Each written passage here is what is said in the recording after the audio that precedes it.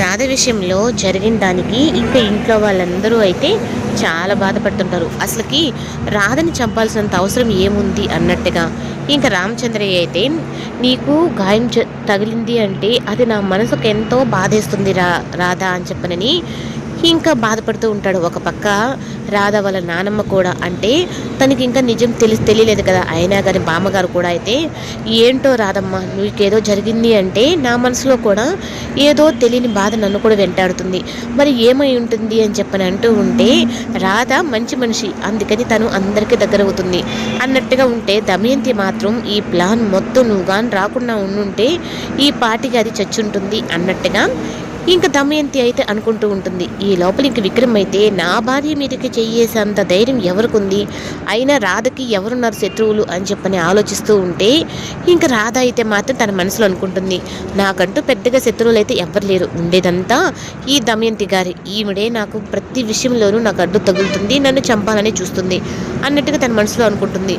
ఇప్పుడు కానీ ఈ విషయం కానీ చెప్పాను అంటే మళ్ళీ ఈ కుటుంబంలో నేనే గొడవలు పెట్టిన దాన్ని అవుతాను అన్నట్టుగా ఇంకా రాధ అయితే సైలెంట్గా ఉంటుంది. ఇంకా ఈ విషయంలో దమయంతి గారే చేస్తుంటారా లేక ఇంకెవరైనా చేస్తుంటారా అన్న విధంగా కూడా తను ఆలోచిస్తూ ఉంటుంది.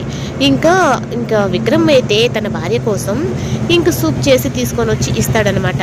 ఇంకా అలా ఇచ్చిన తర్వాత ఇంక తను పట్టుకొని తాగలేకుండా ఉంటే ఇంక తనే నువ్వు ఎలా తాగుతావు, చెయ్యి దెబ్బ తగిలింది కదా అని ఇంక విక్రమే తన చేతులతోనే తనకి తాగిపిస్తూ ఉంటాడు. ఇంకా అలా తాగుతూ ఇప్పుడు కాస్త ప్రేమ ఉన్న రాధకైతే విక్రమ్ మీద ఇంకా రోజు రోజుకి నాకు తెగ నచ్చేస్తున్నావు అన్నట్టుగా ఇంకా రాధ మీద ప్రేమ పెంచుకుంటూ ఉంటుంది. నాకు రాధ దగ్గరగా ఉన్న ప్రతిసారి నా చుట్టీనే నా పక్కన కూర్చున్నట్టుగా నాకు ఫీలింగ్ వస్తుందమ్మా అని ఇంకా బామ్మగారితో చెప్తూ ఉంటాడు. ఇంకా విక్రమ్కి అయితే మీతో ఒక విషయం చెప్పాలి నేను అన్నదంటే ఏంటో చెప్పు రాధా అంటే నాకు ఈ విషయంలో కొంచెం దమయంతి గారి మీదే అనుమానం ఉంది అంటే అప్పుడు విక్రమ్ కూడా అయితే మరి అత్తయ్య ఏదో ఒక రవ్వ కోపంగా మాట్లాడుతుంది కానీ ఇలా మనుషులు చంపేంత ఉండదు కదా రాధా అని అంటాడు.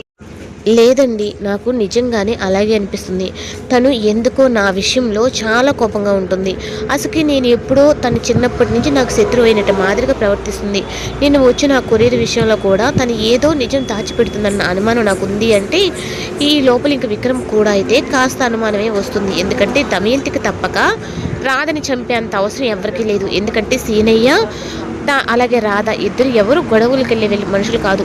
చెయ్యని తప్పుకి సీనయ్య నెత్తినేసుకొని జైల్లో ఉన్నాడు అంటే ఇంకా అతని కూతురు ఎలా ఉంటుంది.